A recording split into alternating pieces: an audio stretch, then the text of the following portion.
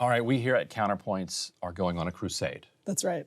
And we're going to win this campaign. We're driving this all the way home. We want the cameras in the House chamber, and you know what, the Senate too. How's the Senate escaping this?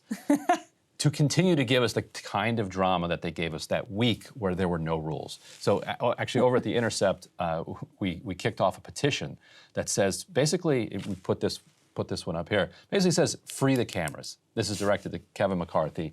Allow the cameras to not just pan, as Newt Gingrich wanted it, to one speaker behind the podium, but let us see what's going on in the whole chamber. And actually, one thing that people will learn is that there's nobody in the House chamber, and maybe that'll start frustrating people. Right. And then actually, we might actually get people all together in the room. Like that's fun. That's democracy. It feels right. We'll put that petition down in the notes underneath here. Who was the Tea Party Patriots? Is that who? Tea Party Patriots. Yeah, put up that second element here for us. Yeah, so Tea Party Patriots sort of took the side, actually, of The Intercept and the Lever, I believe, and other sort of left-wing groups that signed the petition, but also asked to go a little further, what they consider a little bit further.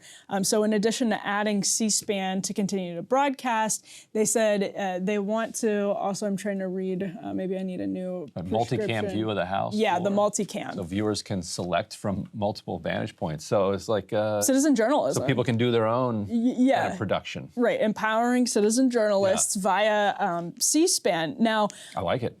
So interestingly enough, I had a conversation with a leadership source yesterday that I think floated some very relevant information. This is to Counterpoints. A leadership source said there are eight cameras in the House chamber at all times as of right now.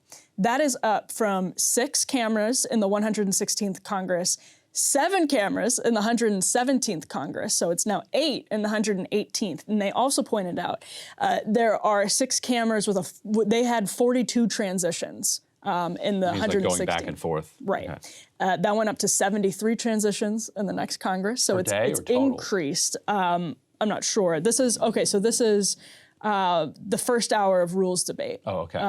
In each of those Congress. So this is they took what should have been a representative sample, basically from the first hour, and said basically that in the 118th Congress, not only have the cameras increased, but the transitions and the multiple views have increased. Now, the interesting thing here, and this is actually, I think, a worthwhile argument, and I think Ryan has a good solution, but the worthwhile argument is that C-SPAN is not the House gallery. It's not the same thing. So C-SPAN is not nationalized. And so the argument then... There's a conglomeration of cable. Right. Yeah. So there's the slippery slope argument that says, what differentiates C-SPAN from MSNBC or Fox News? So if C-SPAN gets control of the cameras, as Tea Party Patriots said there, and the different viewpoints, then, or as the petition says, then what would happen when Fox News or MSNBC comes to the House gallery and says, hey, we want control of the cameras. Why does C-SPAN get this privilege and we don't? Because a lot of people think of C-SPAN almost like PBS, right? Like it's this, or even more nationalized and federalized than PBS, but it's not. And that distinction is what makes that really, really hard, because if you do it with C-SPAN, why don't you do it with others? Now, is the solution then to nationalize C-SPAN? Yeah, I got to think this through. On the one hand, yes, nationalize C-SPAN, make it public, and maybe let PBS do it or something like that.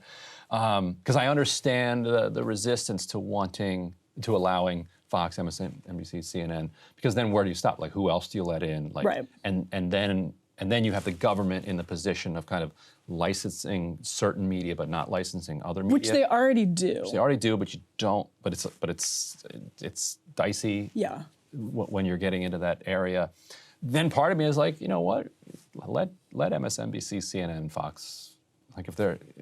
But then who do you not let in? So okay. So all right. I'd say I'm still signing the petition, and I'm saying, all right, take a shot. If the House gallery is going to add more cameras and going to continue to allow, but they've got to. I mean, if they do a good job, fine. Let's see. Yeah. Yeah. No, I think that's a good point. I mean, yeah, I'm completely in favor of it. I saw the Tea Party Patriots thing and I was like, oh, hell yeah, let's do this. And as I sort of dug into it a little bit more and talked to a source, it's an interesting counter argument because I can see like editorial decisions, especially with C-SPAN, if you see those clips are the ones that as people are tuning into cable news less, they get used in tweets. We use them. Right. They get used in Instagrams. They get clipped everywhere, Facebook, YouTube, wherever, and become really important. And so you are making editorial decisions as the person who controls these cameras. And if you're just showing, Republicans in bad light, or if you're just showing Democrats in bad light, whether it's chaos or sleeping, and you're not doing it proportionally to both people sleeping, like you can have a real effect on the discourse by those editorial judgments. So I do understand that argument, and I think their solution isn't the end of the world. Saying, hey, we're increasing cameras, we're increasing different views. So I'm willing to see that out, but I also think there's something important about figuring out how to, because they do make this decision about who's licensed to have credentials. They do make those decisions. So is there a way to do something similar here? And one thing, one counter that just occurred to me could be the argument that, well, if you let C-SPAN in, then you have to let in Fox, MSNBC, and CNN, doesn't hold because Congress can do whatever it wants. Like Congress could write into the rules, we allow C-SPAN and not the others. Like there's actually nobody who's going to force you to change. If you're the lawmakers, if you're the rule makers, then you can do whatever you want. You could just say C-SPAN. The history of this is fun. But then you have a hard time when someone comes to you and says, well, why? Why? Because we say so. Because the public likes C-SPAN and they don't like you. Yeah. That's why. Get out of here. But the history is kind of fun. In the 19th century, you probably know this, the biggest prize in Washington was the contract to do all the printing for Congress. And whoever won the speakership was able to give that prize out, to give that contract out. And so the party that won would then have its partisan paper get a massive subsidy from Congress, from the taxpayer. And so it would be funny if you said, okay, if Republicans are in power, Fox gets to control the cameras. And if Democrats are in control, MSNBC gets the cameras. Sorry, CNN.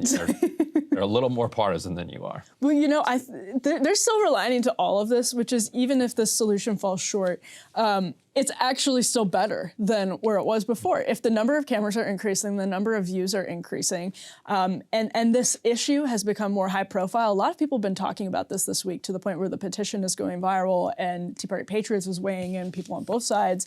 This is important. I think this does really matter a lot. We should be able to see what's happening. The speakership battle proved that. We got a lot of insight.